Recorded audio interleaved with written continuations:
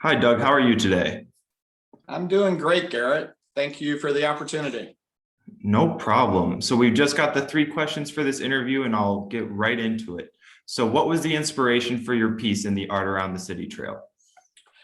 The inspiration for all of my art, and specifically this, is nature.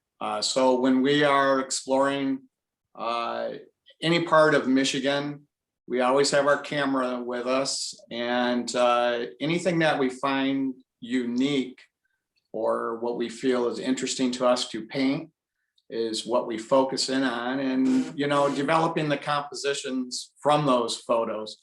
The one that's being featured on the art walk is called Disrepair, and it was a boat that we found sitting in the marshes, actually up in Indian River. And so it was very interesting to find it. It had some great light on it, and being in the marsh, it offered some interesting perspective with it as far as the composition. Very cool. So where do you like to work, and what would a typical day in your studio look like? Uh, Generally, I am more focused on studio work. However, I will do plein air painting, painting out in the open.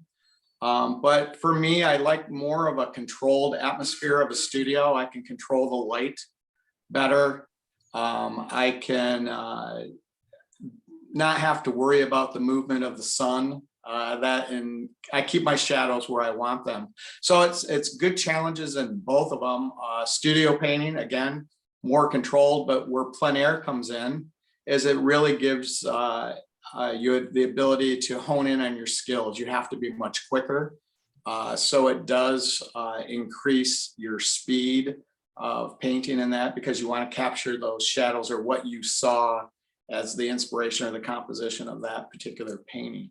So it's important for both studio and plein air. I think they go hand in hand. Okay. And do you, how many hours a day would you say you spend in your studio on any given day? It really depends. I again on if what's happening in we'll call it real life, what's affecting my day. But what I do is probably about at least 4 to 6 hours a week in the studio, sometimes more, but on the average, I like to do a couple hours a day. It's really an awesome way for me is to relax at the end of the day after working, go down into the studio, paint, and kind of unfocus what the challenges of of the day were. Okay. Yeah, that's very cool. And then what has inspired you to work in your specific medium? That all started back about going on 5 years, a little over 5 years now. Uh, uh, my art teacher back in high school, Alan Masick, who is part of Studio 23, is actually one of the 50 artists in this event.